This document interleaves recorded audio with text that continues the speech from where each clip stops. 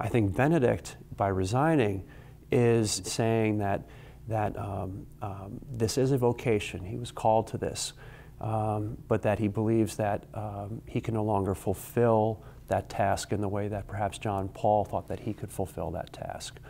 And so I think that there's a real humility in it on Pope Benedict's part. I think there's a real courage.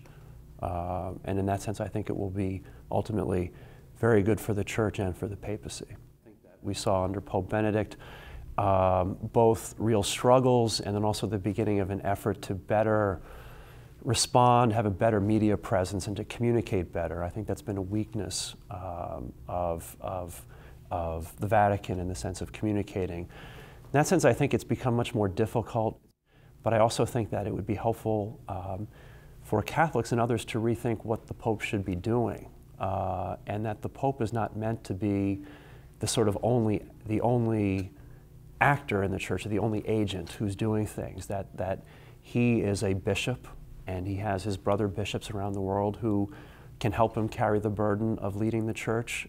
The Pope has a unique office that distinguishes him from the other bishops, but they are still his brothers, and I think that there needs to be a developing sense that the Pope isn't meant to and was never intended to be someone who does it all himself.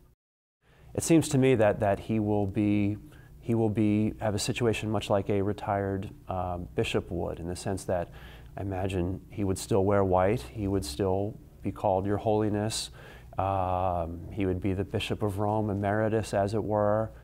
There will need to be a Pope who will take a firmer grip on Vatican politics and making the internal workings of the Vatican work more efficiently and more collaboratively than they seem to have been doing recently. But I think as well, alongside these human characteristics will be most deeply a spiritual one, which will be, I think they'll be looking for a man of God. Now, of course, you'd say, well, what else would they be looking for? But I think they mean somebody who is clearly someone who's happy, someone who is alive, someone who clearly knows God, who loves Jesus Christ, and has a desire to communicate that joy to others. And I think in that sense, that's the bedrock of it, and that's the core.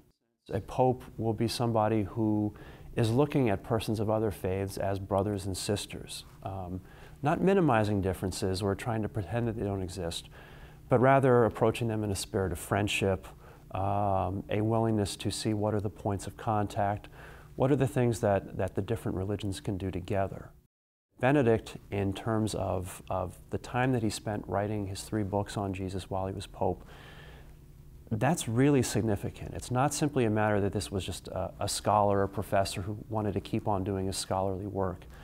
He wrote those because he felt that what Catholics needed most deeply was to encounter Jesus again and not take him for granted, and then let that renewed faith transform everything they do.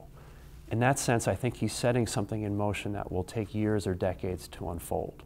So it won't be immediate with that, but I think that that will be his deepest legacy.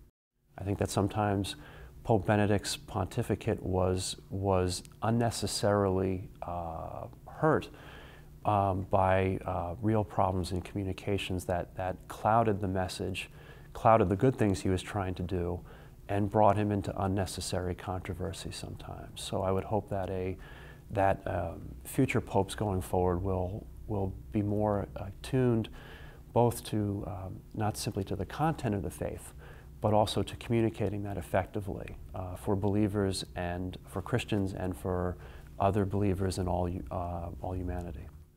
Having a pope from Latin America, where almost half of the world's Catholics are from, having a pope from Africa, where the church is exploding at unprecedented clips, having a pope from Asia, where you have a church that is in engagement with some of the world's great religions, I think all of those would be a wonderful, could offer wonderful possibilities, and would be a very visible sign of the universality of the church and of the changing face of the church. And I could be wrong about this, but my sense is that there would be a strong preference for a pope not from America, simply because of the over-concentration of power. But who knows what will happen. Sometimes people forget that Canada is part of North America, and perhaps there might be a Canadian Pope, but we will see.